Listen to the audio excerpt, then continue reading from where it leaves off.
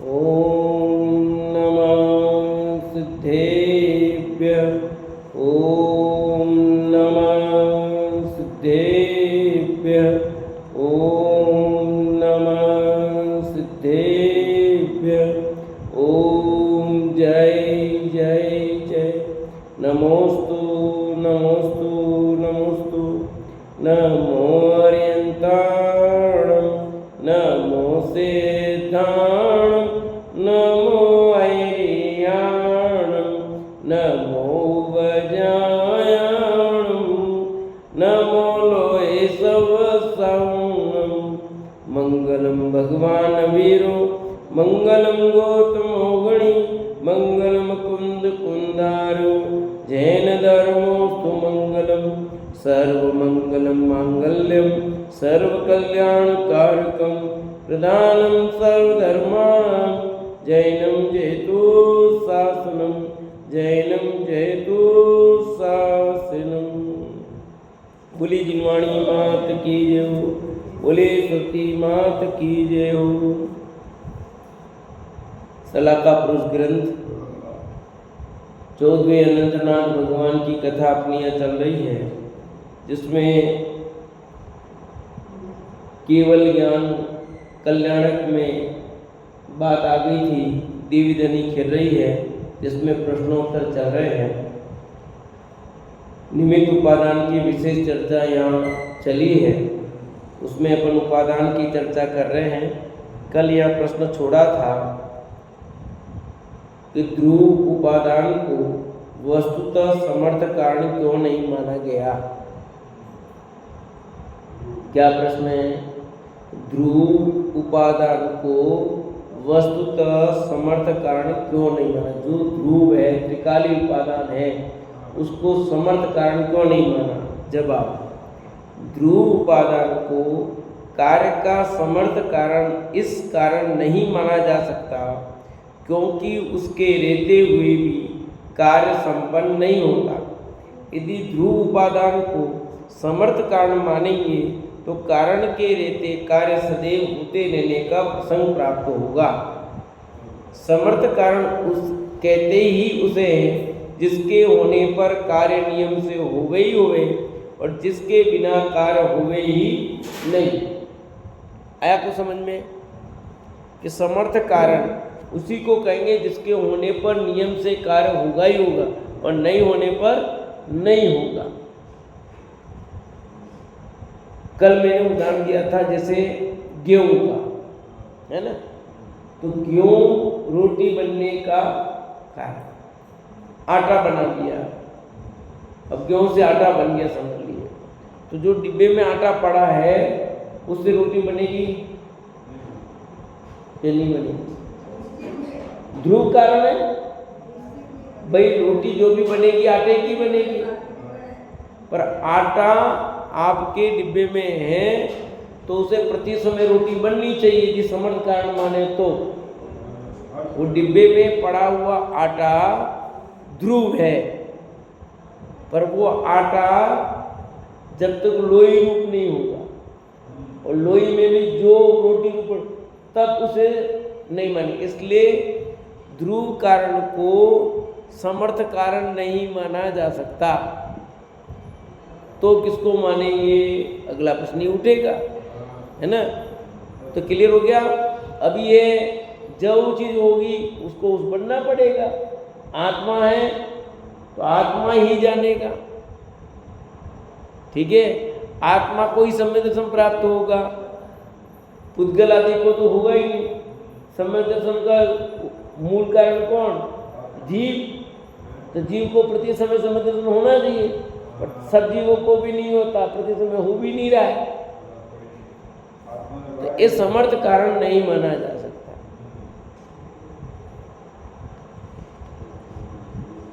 जब ये त्रिकाली उपादान समर्थ कारण नहीं है तो इसका कारण काहे क्यों? फिर अगला प्रश्न, जब त्रिकाली उपादान समर्थ कारण नहीं है तो भी इसको कारण काहे क्यों? उसका भी जवाब, यद्यपि त्रिकाली उपादान समर्थ कारण नहीं है परंतु यह स्वभाव का नियामक है। किसका नियामक है? स्वभाव का नियामक है। जब भी कार्य होगा तब इसी ध्रुव या त्रिकाली उपादान में से होगा, अन्य किसी द्रव्य में से नहीं होगा। इस अपेक्षा त्रिकाली द्रव्य को द्रव्यार्थिक नए से कार्य का नियामक कारण का है। यह नए संपूर्ण द्रव्य को ग्रहण करता है। द्रव्यार्थिक नए क्या करता है? संपूर्ण द्रव्य को त्रिकाली उपादान को आप समर्थ कारण नहीं मानते, उसका कारण क्या? तो उसका उत्तर दिया, यद्यपि ये जब ये त्रिकाली उपादान समर्थ कारण नहीं है, जिसको कारण क्यों कहा आपने? समर्थ कारण नहीं मानते तो कारण क्यों कहा? इसलिए कहा कि जब भी कार्य होगा वो इस त्रिकाली उपादान वाली वस्तु में से होगा, दूसरे में से नहीं होगा। सम्यक दर्शन जब भी होगा तो जीव को ही होगा, पुद्गल धर्म अधर्म आकाश काल को नहीं होगा। श्रद्धा गुण, अब उस पे आ जाओ, जीव में से श्रद्धा गुण ले लो। जब भी होगा सम्यक दर्शन तो श्रद्धा गुण में ही होने वाला है, अन्य गुण में नहीं होना है। इसलिए वो समर्थ कारण भले नहीं है पर उपादान कारण तो नहीं है। त्रिकाली उपादान कारण तो है ही। जैसे भी उदाहरण दिया आपको आटे का, तो जब भी रोटी बनेगी वो आटे की बनेगी, शक्कर की रोटी नहीं बनेगी। रोटी बनेगी तो आटे की बनेगी, डिब्बे की नहीं बनेगी। पर उस सारे आटे को आप रोटी का समर्थ कारण नहीं कह सकते। क्यों? हो सकता है उस आटे की बाटी बन जाए, पूड़ी बन जाए और कुछ बन जाए, बने नहीं, फेंकने में चला जाए, कुत्ता बिल्ली सूंघ ले, चूहा आटा वो फेंकने में चला जाए, उतना हो सकता है कि नहीं हो सकता है? आप आटा छानने गए, डिब्बा के बाद गिर गया, मिट्टी में घुस गई, फेंकने में जा सकता है, कुछ भी नहीं, ऐसा भी तो हो सकता है ना। तो फिर पर रोटी बनेगी तो आटे की ही बनेगी, इसलिए आटे को त्रिकाली उपादान कारण तो कहा, पर उसको समर्थ कारण नहीं। समर्थ कारण तो कौन बनेगा? जिस समय वो लोई बनी और रोटी रूप में वही कहलाएगा। हाँ, ऐसा कारण मानने से क्या लाभ है फिर?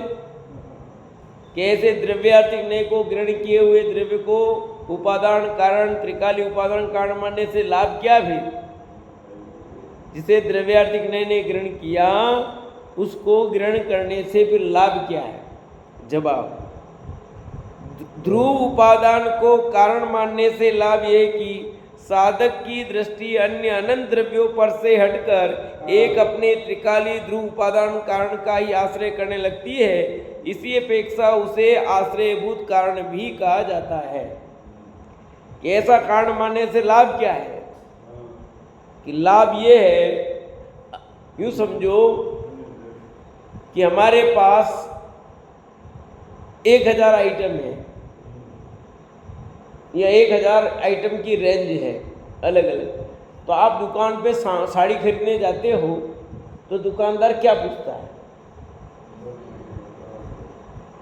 किस रेंज की चाहिए और किस टाइप की चाहिए? कि तुम दिखाओ ना। अरे भाई मैं देखो, मेरी दुकान में इतना माल है, हजारों वेराइटियां हैं, अब कौन ये दिखा देते दिन भर हो जाए, ऐसा नहीं होगा। तो आपको उस रेंज बता दी कि हमको खरीदनी है भाई 500 से 1000 रुपये तक की, तो 1000 रुपये से ऊपर तक की जो सारी साड़ियाँ थी वो साइड हो गई, उतनी ही बची।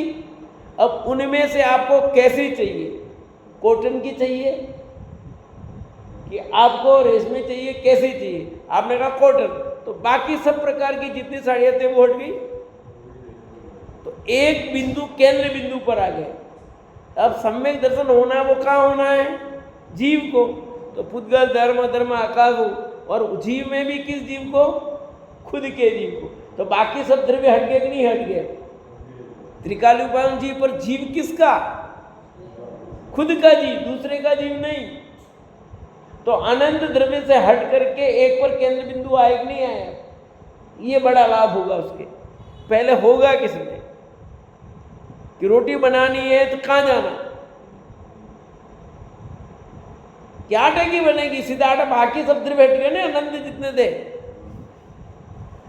तो ये त्रिकाली उपादान कारण को जानने से हमारी जो बिल्कुल अन्य सारी दृष्टि इधर उधर जाती थी वो हट करके एक पर आई। पहले यहां हम केंद्रित हो गए।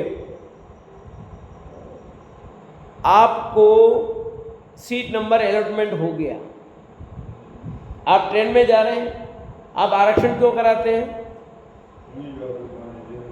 चलो बताओ, आरक्षण क्यों कराते हो? सीट, यदि आपका रिजर्वेशन नहीं है और अपन जब लोकल जाते तब क्या होता है? दौड़ते, सीट कौन सी मिलेगी, कहाँ होगी, टिकट तो ले लिया आपने बाहर से, पर अभी आपकी सीट फिक्स नहीं है ना, निश्चित नहीं है, तो आपके दिमाग में टेंशन है। आप घंटा भर पहले जाओगे क्योंकि फुल भीड़ रहती है, गाड़ी लगेगी, उसके पहले जाओ, फिर दौड़ेंगे, वो धक्का मुक्की करेंगे, अंदर घुसेंगे, कि कितनी दिक्कत होती है। और जब आपने रिजर्वेशन करा दिया, आपका डिब्बा नंबर, आपकी सीट नंबर फिक्स हो गई, तो आप 5 मिनट पहले भी जाते तो कोई टेंशन होता है कि 5 मिनट पहले भी जाएंगे, कोई दिक्कत नहीं है। गए आप डिब्बे में 5 मिनट पहले चढ़े आराम से, कोई दिक्कत नहीं है आपको, कोई बैठा हो तो भी उठ जाएगा, डिब्बा नंबर पता है, सीट नंबर पता है, वहां जाके बैठना, कोई टेंशन नहीं। ऐसे ही त्रिकाली उपादान फिक्स हो गया कि यही है इसे, तो आपका सारा ध्यान अन्य जगहों से हट जाएगा। आप रेलवे स्टेशन गए पर आपका ध्यान सिर्फ उस डिब्बे और सीट पर रहता है कि नहीं रहता है? बाकी डिब्बे सब लगे ठीक है, पर आपको, और जब नहीं है तो जितने भी जनरल डिब्बे हैं उसमें देखो कि कहाँ सीट खाली है, कहाँ खाली, इधर है, किधर जाना। और जब फिक्स हो गया तो आप उसी डिब्बे को ढूंढते हुए वहां पहुंचे, कहाँ लगा वो, भाई B1 में है तो B1 कहाँ लगा है, B1 में सीट नंबर कौन सी है, फिर तो पूछना भैया सीट खाली है, यहाँ सीट खाली है, पूछने की जरूरत पड़ेगी क्या? 4 जने बैठते होते हैं जनरल में तो पूछते हैं इधर खाली, कोई आ रहा है, थैला रख दिया जबरदस्ती, कोई नहीं आता तो भी कहते हो।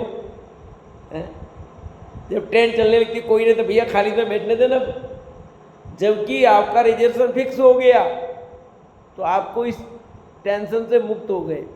ऐसे यहाँ पर त्रिकाली उपादान का आपको पता लग गया, स्वभाव का पता लग गया, इसका स्वभाव ये है, तो आप सारे पर पदार्थों अन्य से हट करके उस एक पर केंद्रित हो गए।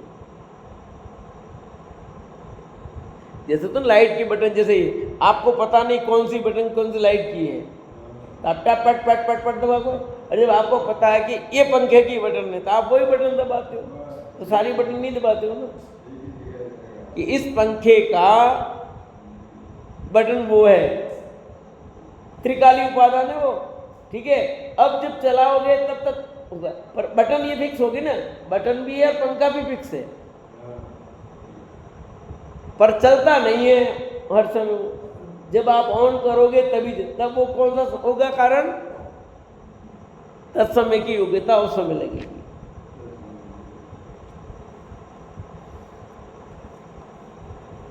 इसलिए लिखा आश्रय उपादान ध्रुव उपादान कारण का ही आश्रय करने लगती है, इस अपेक्षा से इसे आश्रयभूत कारण भी कहा जाता है। किसका आश्रय करना है, तो त्रिकाली उपादान को आश्रयभूत कारण भी कहा जाता है, ये नाम याद रखना। रत्नत्रय स्वरूप कार्य प्रकट करने की भावना वाला व्यक्ति अन्य अनेक व्यवहारों के विकल्पों में उलझे उपयोग को वहां से हटाकर अपने त्रिकाली आत्मद्रव्य का ही आश्रय लेने लगता है। अभी तक पता नहीं था तो किधर आश्रय, भगवान के पास जाऊं, मंदिर जाऊं, वहां जाऊं, कहाँ जाऊं। जब ये पता लग गया कि सम्यक दर्शन तो अपने ही त्रिकाली ध्रुव यहाँ होने वाला, इधर से होगा काम, इधर से नहीं होगा, तो आश्रय इसका लेगा। यह प्रयोजन देखकर ही त्रिकाली उपादान कारण को उपचार से कारण का है। किसको, त्रिकाली उपादान को भी उपचार से कारण का लिख दिया। क्यों उपचार का,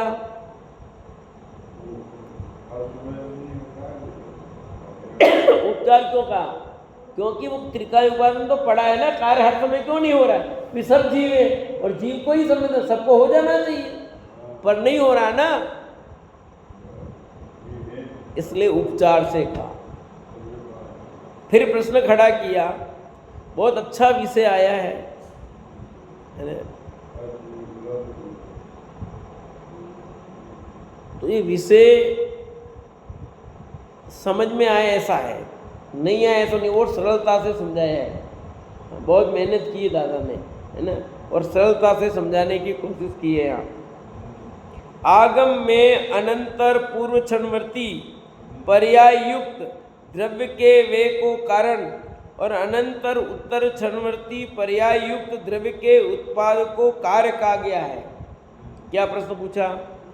आगम में अनंतर पूर्व क्षणवर्ती पर्याय युक्त द्रव्य के वे को कारण और अनंतर उत्तर क्षणवर्ती पर्याय युक्त द्रव्य के उत्पाद को कार्य कहा गया है। जब यहाँ एक ही वस्तु को नास्ति से पूर्व पर्याय का व्यय और अस्ति से उत्तर पर्याय का उत्पाद कहा जा रहा है, तो यहाँ व्यय को उत्पाद का कारण कहने का क्या हेतु है? प्रश्न में आ रहा है? जब ये दोनों एक ही समय में है अथवा एक ही पर्याय के अंश हैं, इनमें कालभेद है ही नहीं, तो इनमें कारण कार्य विवक्षा कैसे संभव है? देखो, अभी मैं जा रहा था रास्ते में, इसी पूर्ववर्ती उत्तरवर्ती क्षणवर्ती पर्याय का सोचता हुआ जा रहा था कि कैसे सेटिंग होती है। सम्यक दर्शन हुआ तो कौन सी पर्याय का व्यय हुआ? मिथ्या दर्शन का व्यय हो गया। सम्यक तो, अब सम्यक तो कहते, अब कौन सी पर्याय? पर्याय एक समय की है ना, पर्याय तो एक समय की है। अब वो सम्य दर्शन मान लो औपसमिक सम्य दर्शन, अंतर्मूर्ति ही रहा भले, पर वो अंतर्मूर्त रहा, उसका काल 1 सेकंड तो ज्यादा हुआ ना, अंतर्मूर्त हुआ तो वो, और जबकि पर्याय एक समय की है, तो इतने समय रहा, उसका क्या होगा? तो सम्यक दर्शन की पूर्ववर्ती पर्याय अनंतरवर्ती क्षण पर्याय का कारण कार्य बता रहे हैं, ये समझने की बात है।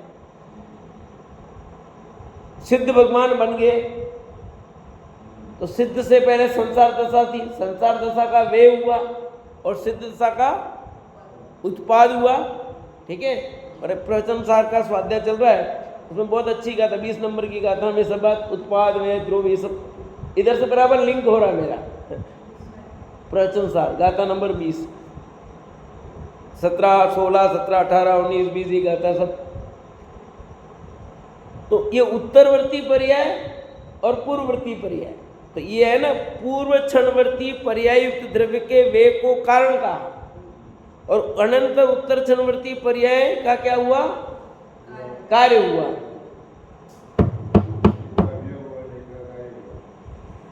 कारण और तो पहले जो गई पर्याय वो कारण और नहीं आई वो कार्य हुआ। तो कहते दोनों का काल जब एक ही है, जब दोनों एक ही समय में हैं अथवा एक ही पर्याय के अंश हैं, इनमें काल भेद है नहीं, तो इसमें कारण कार्य विवक्षा कैसे संभव है? जब दोनों काम, कल मैंने बताया था ना आपको, अंधकार का जाना और प्रकाश का होना एक ही काल है, अलग अलग काल है? एक ही काल है, तो फिर कारण कार्य कैसे बनेगा? ऐसा प्रश्न है। उत्तर अब सुनना, पूर्व पर्याय का वे ही नवीन पर्याय का उत्पाद है, अर्थात पूर्व पर्याय के वे पूर्वक ही नवीन उत्पाद होता है, वय के बिना उत्पाद नहीं होता। यह विधि या पुरुषार्थ का नियामक है। पहले इतना समझो कि जब भी कोई पर्याय होगी तो एक पर्याय जाएगी तभी दूसरी पर्याय आएगी। जब तक वो जगह खाली नहीं हो तो नहीं आए, कैसे ही समझो। अपन माला गिनते ना, तो ये मणि आगे खिसकेगी तो आगे वाली आएगी क्या? उसके बिना आ जाएगी? बोलो। तो इधर जाएगी तब दूसरी आएगी, जाएगी नीचे आएगी, तो वो जो मणि आई ये वाली, तो ये गई वो आई, तो इसका तो हुआ वे और इसका हुआ उत्पाद। तो कारण कौन रहा? जब तक ये नहीं है ये कारण रही और ये कार्य हुआ। जो आई वो कार्य और जो गई वो कारण। तो यहां कहते हैं कि पूर्व पर्याय का वे ही नवीन पर्याय का उत्पाद है। अभी आप देखते ना नीम के पत्ते झड़ जाते हैं, यदि वो जो नीम के पत्ते लगे हैं वो झड़े ही नहीं तो नवीन पत्ते आ सकते हैं? वो पत्ते जो थे वो झड़ते हैं तो फिर हरे भरे नए नए कपोले आती हैं। तो खिलना भी जरूरी है। यदि कोई मरता ही नहीं फिर जन्म हो सकता है किसी का? मरेंगे तो ही तो जन्मेंगे। क्या हुआ?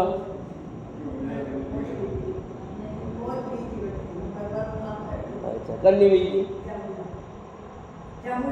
चल होगी। तो जब तक जन्म तभी होगा जब मरण होगा। यदि मरण नहीं हुआ तो जन्म कैसे हो सकता है? किसी सीट खाली चाहिए ना।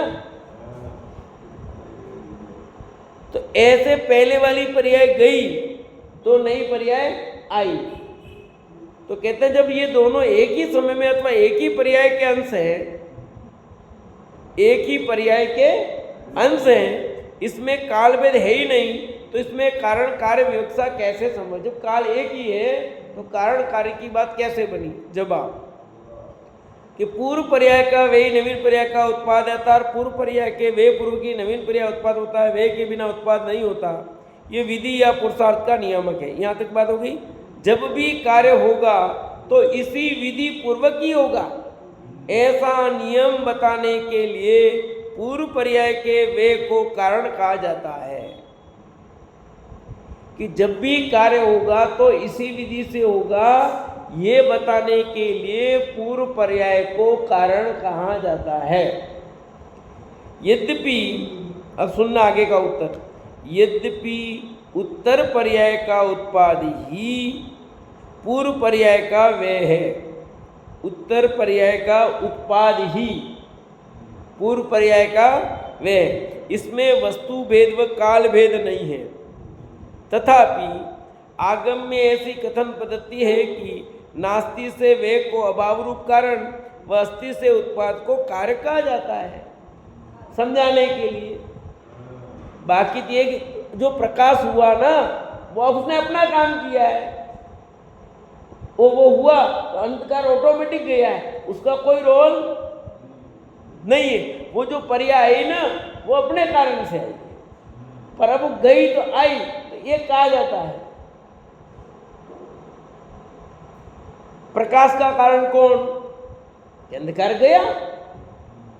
यदि अंधकार रहता प्रकाश, पर वो जब प्रकाश हुआ तो ऑटोमेटिक वो कि वो उत्पाद है ना वही वह का कारण है। ऐसे इसलिए लिखा जिनागम में ऐसी कथन पद्धति है कि नास्ति से वे को अभाव रूप कारण कहते हैं और अस्ति से उत्पाद को कार्य कहा जाता है। ये कथन तरीका है। प्रश्न अगला, सहकारी कारण सापेक्ष विशिष्ट पर्याय शक्ति से युक्त द्रव्य शक्ति ही कार्यकारी है, इस कथन का क्या अर्थ है? समझ में आ रहा कुछ? सरोज दीदी क्या आ रहा बताओ। चलो आपको समझ में आ रहा, क्या क्या बात आई समझ में? एक आदि बता दो खाली।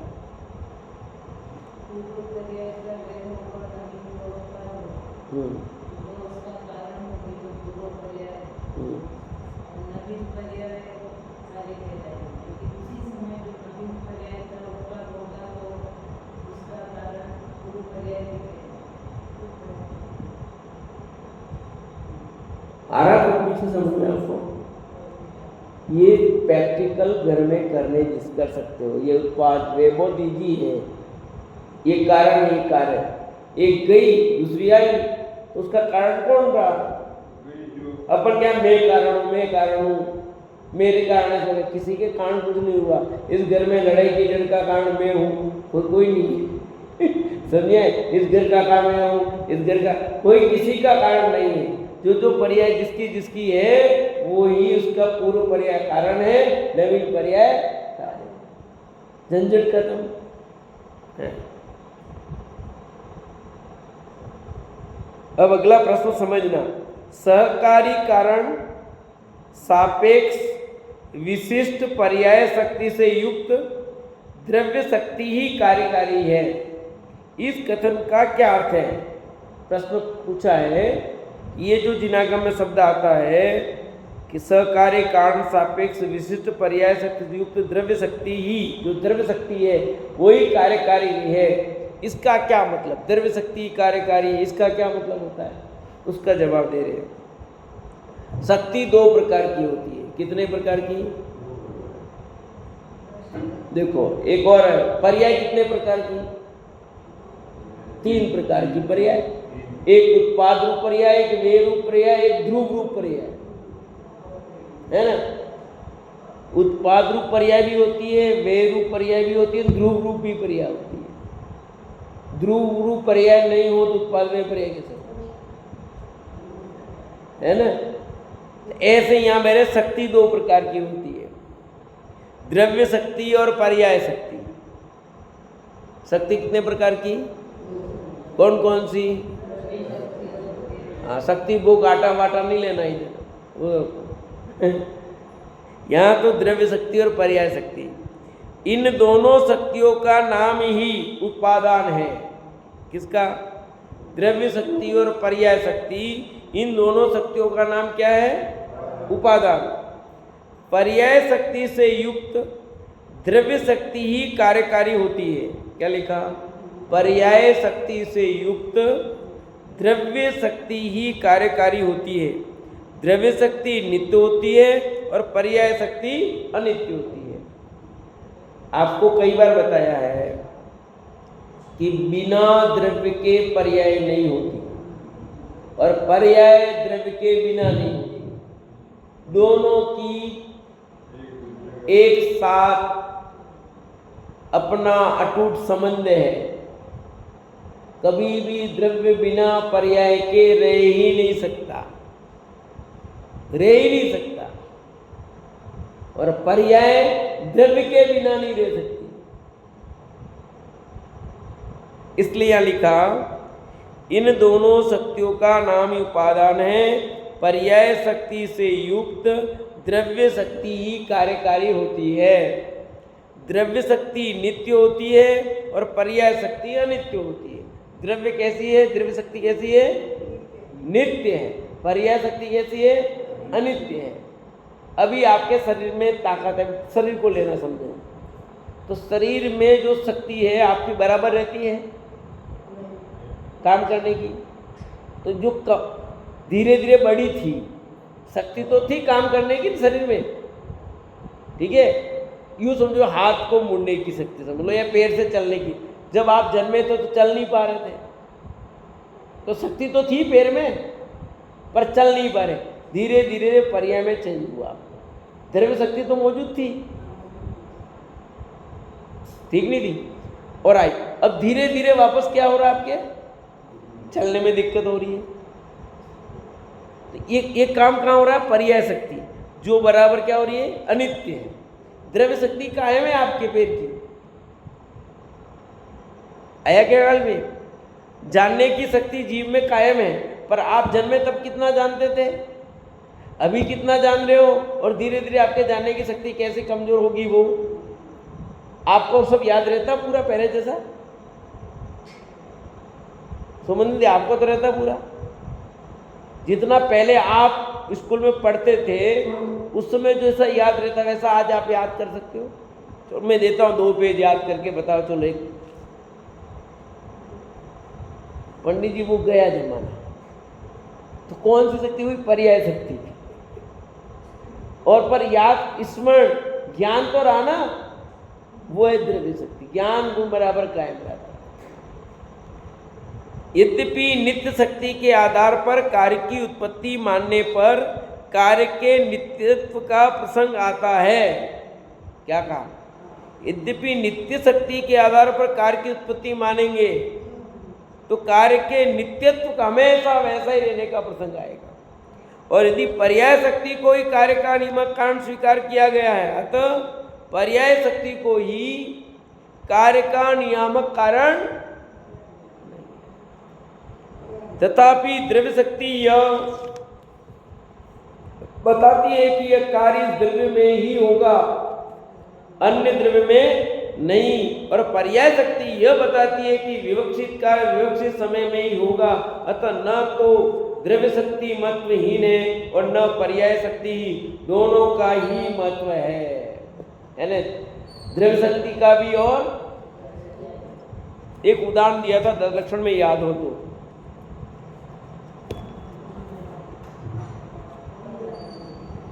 कि लड़की का जन्म हुआ, बार पूछा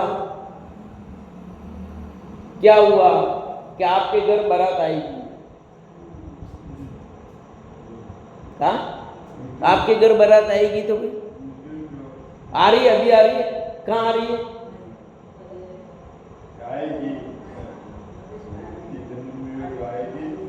अब बारात आएगी वो द्रव्य शक्ति, और आएगी तभी जब वो 18, 20, 22 साल जब उसकी शादी होगी, योग्य होगी, तभी। अभी हो सकती है उसकी शादी। मां बनने की शक्ति भी उसमें है, द्रव्य शक्ति तो है, पर पर्याय शक्ति अभी नहीं। जो बालिका है उसमें मां बनने की द्रव्य शक्ति तो है भी, परंतु पर्याय शक्ति अभी। अब समझ आ रहा क्लियर कि नहीं, कि काम तभी होगा जब, अभी नहीं हो सकता। बच्चे की शादी आपने छोटी उम्र में भले करा दी, पहले करा था गोद में, अब तो नहीं, बाल विवाह हो जाते थे ना, पहले करा दिया, पर वापस ला करके घर में रखते थे ना, फिर वो क्या कहते हैं, करते थे वापस। हाँ? फिर आना बाद में करते थे, है ना। तो वो जो, पर योग्य कब हुई, शक्ति तभी आएगी। जानने की शक्ति तो है, पर आप तेरे में चश्मा नहीं, भूल गए यार, इसलिए देख नहीं सकता। तो जानने की शक्ति तो है भी, पर चश्मा जब तत्समय की योग्यता जब बनेगी, चश्मा होगा तब। तो पर्याय शक्ति और द्रव्य शक्ति, द्रव्य शक्ति त्रिकाल कायम रह सकती है, परंतु पर्याय शक्ति वो उस समय होगा तभी कार्य होगा। तो ये जो बताया है कि पर्याय शक्ति बताती विवक्षित कार्य विवक्षित समय में ही होगा, आगे पीछे नहीं होगा। ये काम अभी क्यों हुआ, पहले क्यों नहीं हुआ?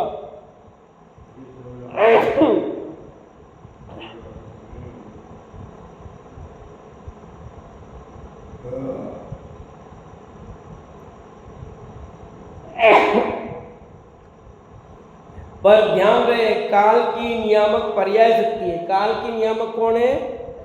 पर्याय शक्ति। काल का दूसरा नाम ही पर्याय है। भैया काल अवधि होगी तभी, अभी समय दूषण क्यों नहीं हो रहा भैया, इतना मेहनत कर रहे हैं, इतना पुरुषार्थ कर रहे हैं, सब जाने फिर क्यों नहीं हो रहा है? कभी काल अवधि पक्की है, समझे है कि नहीं? अभी उस समय उपादान की योग्यता कमी भी है, तो इधर ये निमित्त वाली बात भी आएगी। यह पर्याय शक्ति अनंत पूर्व क्षणवर्ती पर्याय के वेरूप एवं तत्समय की योग्यता रूप होती है। क्या लिखा? पर्याय शक्ति अनंत पूर्व क्षणवर्ती पर्याय के वेरूप और तत्समय की योग्यता रूप होती है। अतः इन दोनों की क्षणिक उपादान संज्ञा है। किनकी? अनंत पूर्व क्षणवर्ती और तत्समय की योग्यता। इसलिए क्षणिक उपादान को कार्य का नियामक कहा गया है। कार्य का नियामक किसको कहा गया है? क्षणिक उपादान, तत्समय की योग्यता। उस समय वो काम हुआ, बस वो ही उपादान कारण है। नहीं तो आपको प्रति समय पड़ा हुआ हो जाना चाहिए, क्यों नहीं हो रहा भैया? यदि त्रिकाली उपादान को भी शामिल करके बात करें तो इस प्रकार कहा जाएगा कि पर्याय शक्ति युक्त द्रव्य शक्ति कार्यकारी है। यदि उस त्रिकाली उपादान को शामिल करके बात करनी है तो ऐसे बोलेंगे, पर्याय शक्ति युक्त द्रव्य शक्ति कार्यकारी है, पर इसमें भी नियामक कारण के रूप में तो पर्याय शक्ति रूप क्षणिक उपादान ही रहा। निगोदिया जीव सम्यक दर्शन प्राप्त कर सकता है कि नहीं कर सकता, बताओ? निगोदिया जीव सम्यक दर्शन प्राप्त कर सकता है कि नहीं कर सकता? तो निगोदिया जीव की पर्याय से बात करते हो ना आप, इसलिए नहीं कर सकते कह सकते हो। पर द्रव्य शक्ति से बात करोगे तो कुछ जीव में भी तो शक्ति तो है। जब वो संगी पंचेंद्री बनेगा, जब भी बनेगा, जीव में है ना, तो वो जीव है कि नहीं है? पर आपने मना क्यों किया? पर्याय शक्ति के एकेंद्रीय से लेकर असंगी पंचेंद्रीय जीव में सम्यक प्राप्त करने की योग्यता नहीं है। पर्याय से बात कर रहे हैं नहीं, ये द्रव्य से थोड़ी बात कर रहे हैं। प्रत्येक जीव को है शक्ति तो, परंतु वो पर्याय की बात कह दी वहां पर।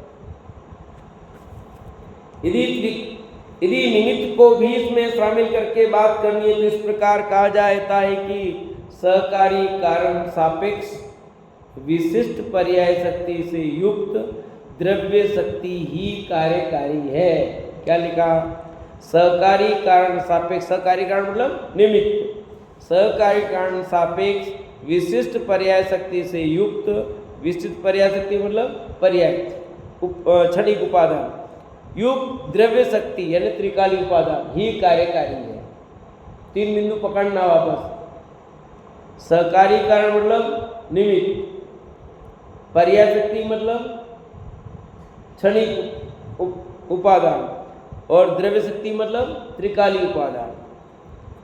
धर्मोपदेश में वस्तु का परूपण करते हुए भगवान अनंतनाथ ने 7.5 लाख वर्ष तक विहार किया। इस प्रकार धर्मोपदेश देते देते अनंतनाथ भगवान को 7.5 लाख वर्ष बीत गए। कितने?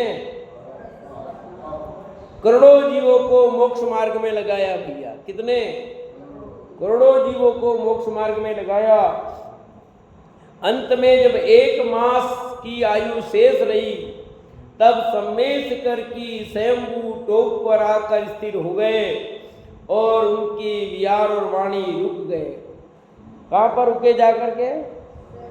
सम्मेशकर। कौन सी टुक से मोक्ष गए? स्वयंभू टोक। देखिए किधर है?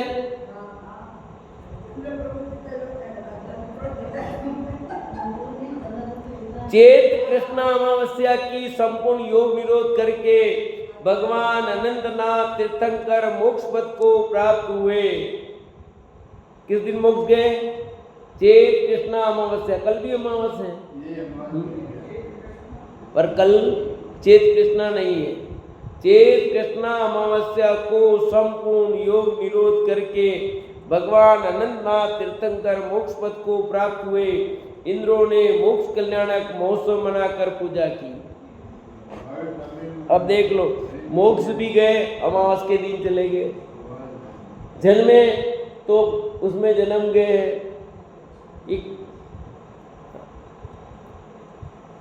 ये सब सिद्ध करता है कि ये हमारी जैसी मान्यता है कि इंद्री खराब है, उजियाली अच्छी है, ऐसा है, ऐसा हो तो भगवान मोक्ष नहीं जाते।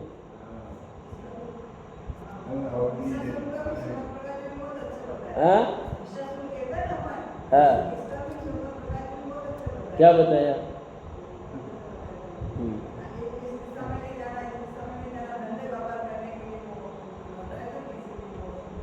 तो भाई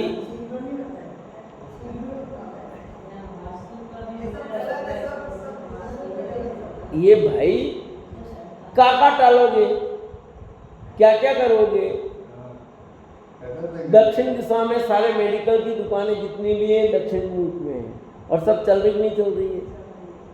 भैया आपके पुण्य की सत्ता होगी तो सब चलेगा और आपके पास को देखो वही दुकान पास वाली बंद हो जाएगी और आपकी चल जाएगी ना, आपकी बंद हो जाएगी उसकी चलती रहेगी। इसलिए कुछ समझने जैसा है, हमारे दिमाग से कचरे निकाल दो और एक सही सिद्धांत की ओर चढ़ेंगे तो क्लियर होगा। ठीक है, लोग बार जहाँ करना करो पर मान्यता क्लियर रखो कि इसमें कुछ दम नहीं है।